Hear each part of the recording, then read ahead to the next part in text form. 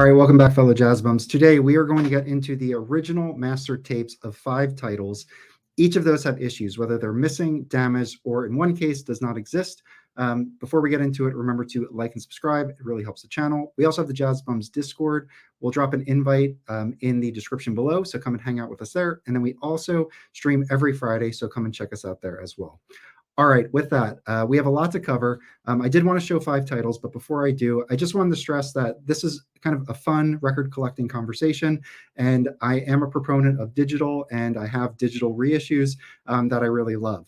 But I will say that it is fun to collect, the early all analog reissues and original pressings of these titles I'm going to show, and also the implications that if the original master tape is missing or damaged, that it will not be reissued on the new OJC or as a tone poet. So there are some implications, and if you want to get these in your collection, this is one way to do it.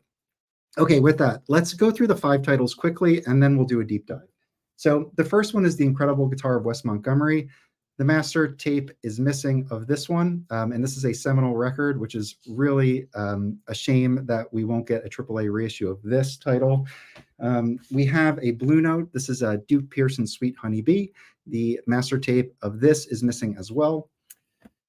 We also have this 10-inch Charlie Parker. So the original source material of this, since it's from the 40s, I believe would have been cut to lacquer disc, and then that disc to tape.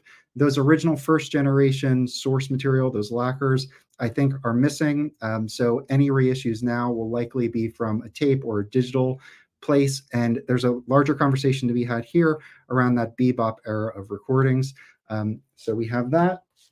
We also have a Love Supreme, where we know where the original tape is, but I believe it's damaged to the point where people now use the second generation. So early pressings of this will get you that first generation source material. And then finally, we'll talk Strata East. So this is Glass Bead Games. This is a pretty desirable record. And this is a reissue that is sourced from a needle drop, and I believe then put into the digital realm and then fixed up to remove noise and then press. So there is this title as well, which we'll get into, and then this we'll have a larger conversation around Strata East in general.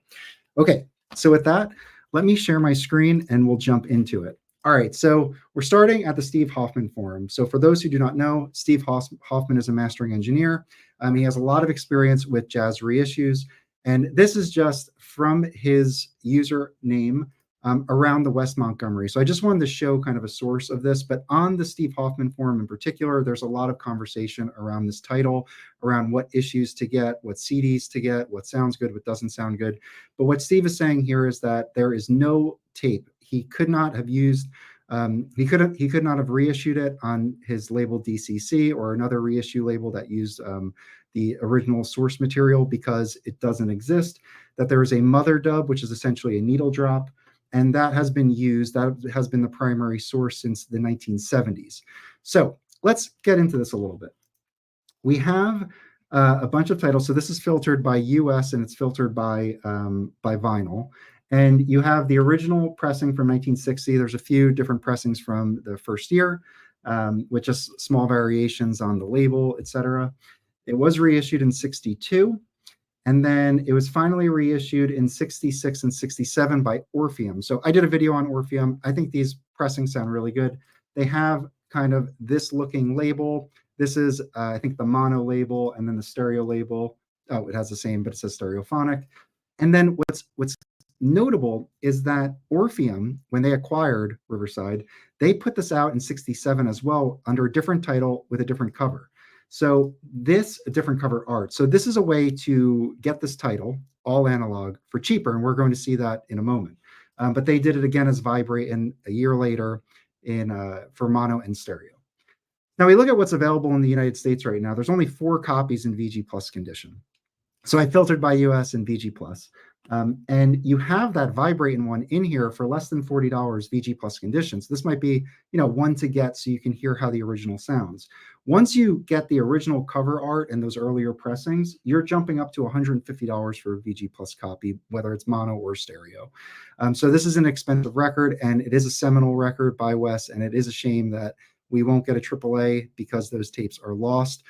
There is some chatter on the Hoffman forums that when they cut vibrate in, that title change could have changed the cataloging, and people were requesting that if anybody knows who is operating in the vault, I think at Iron Mountain, if they could check with that title and new catalog number, if there would actually be the original master tape there. I don't think anybody has checked that yet, but that might reveal where that original tape is, but who knows. So that's one. All right, the next title, we are going to get into Duke Pearson Sweet Honey Bee. This is the only Blue Note title that I think I'm aware of that the original master tapes are missing. So what I'm showing here is an interview by Joe Harley on Michael 45's channel. I'll drop links to all these sources in the description if anybody wants to check this out. What's cool about YouTube is that you have the transcript, the auto-generated transcript, so I was easily able to find this information. This is over an hour interview, and about halfway through, Joe says that you should cherish your copies of Duke Pearson's Sweet Honeybee because those master tapes are lost, meaning it's not going to be a tone poet and it won't be a classic series. So that is just something to note. If we actually look at what's available in the United States, we have a few different versions. So this was put out in 67. Blue Note sold to Liberty in 66. So this puts this title in the Liberty era of the Blue Note catalog. So when you click on this, you'll see that there's a division of Liberty on the inner circle there.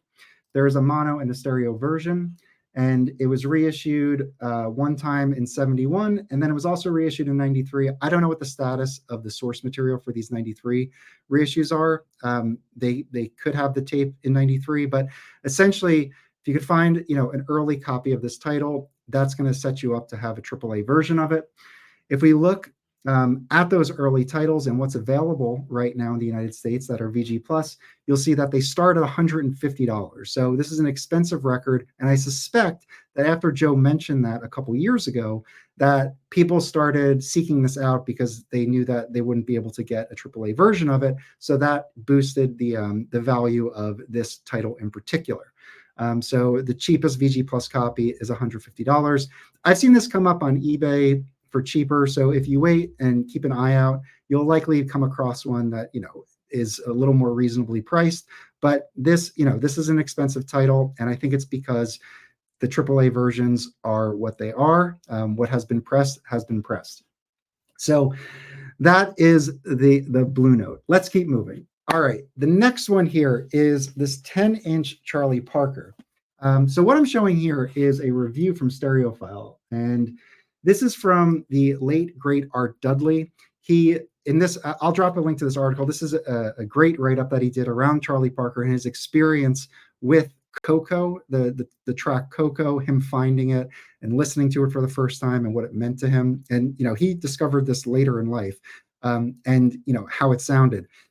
And then he's reviewing this Charlie Parker Savoy box set that I believe Kraft put out. And he reached out to Kraft. They didn't say what the source was, if it was files or if it was the tape.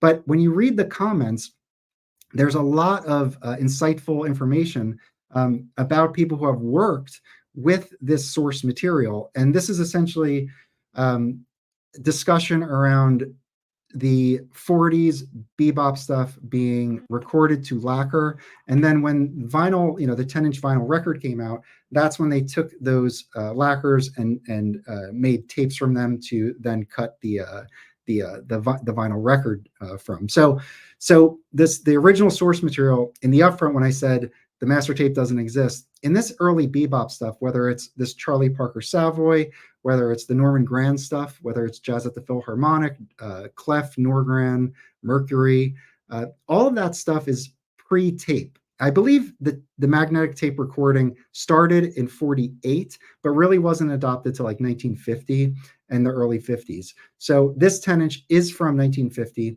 So they took those discs, those lacquer discs, recorded to tape to make the source for this, but that is a second generation. If anybody knows any more information around that chain, if there's anything that I botched there, please let me know. But again, the early stuff that's pre-tape, you're going to, having it in the digital realm is probably going to benefit it, because if there's only a couple mics and you're not picking up the bass, line that well, this is a way for engineers to be able to adjust that and correct that.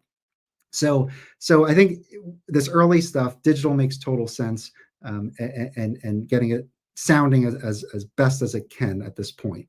So that is our 10-inch Charlie Parker. Let's keep moving. Okay, so the next title we have is A Love Supreme. Again, we're at the Steve Hoffman Forum. This is just, I just wanted to show some type of conversation around the master tape for this. What people are saying here is that all of the modern reissues, with maybe a couple exceptions, are using a second generation tape copy. And that is because the original tape is damaged. There's dropouts, there's issues with it. So the second generation is what a lot of people are using.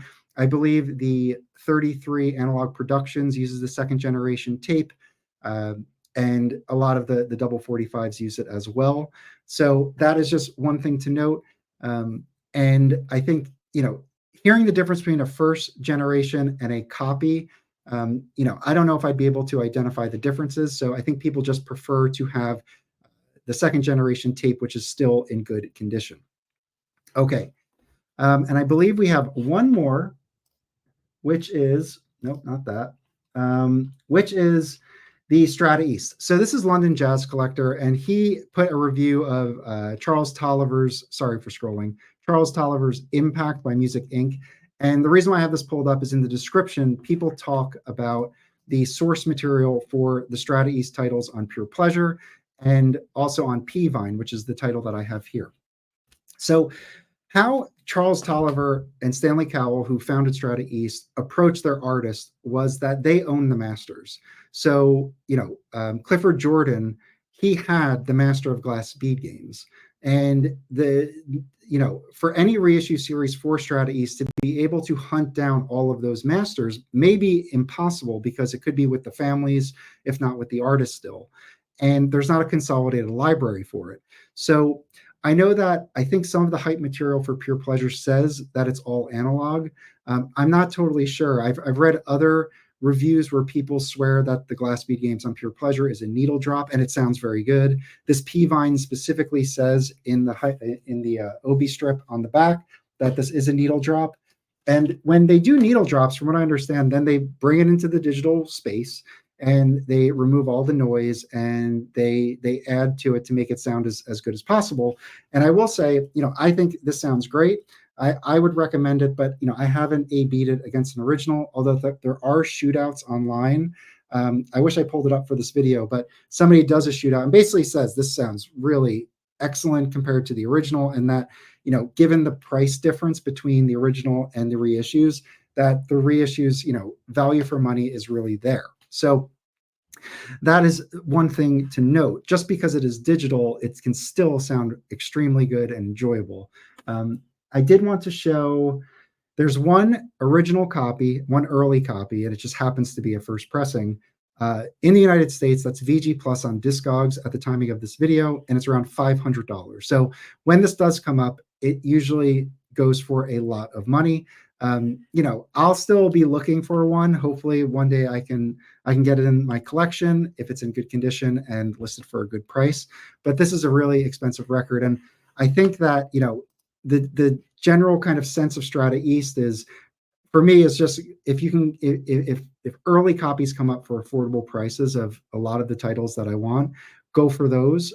They're fun to collect, and we know that they'll be AAA and sound really excellent. So that is one thing. And I know, going down the Strata East rabbit hole, there's also reissues from like the 80s that look like they're originals, but the label and how the indentations within that dead wax area look dated a little older. They have all different types of variants with different color labels. So I'm not going to touch those. I don't know what the source of those like 80s reissues are. I've also heard that, when Charles Tolliver, needed money, that he would reissue some of those and put those out. So there's all of that information I've only heard, secondhand. But if anybody does know more about kind of the Strata East story for pressings, please let us know. All right, so those are the 5 titles. So we went through the Wes Montgomery, the Blue Note Duke Pearson, the Charlie Parker 10-inch from originally from the 40s. We also went through what was it? Love Supreme, and then the Strata East titles, in particular glass bead games. So if anybody else out there knows titles where the source material, the original master tape, is lost, damaged, etc., please let me know. This will be kind of a cool conversation to have, and I always like to hunt those down. It's just fun record collecting. So yeah, that's it. So please like and subscribe. Feel free to share this, and I'll talk with you guys next time.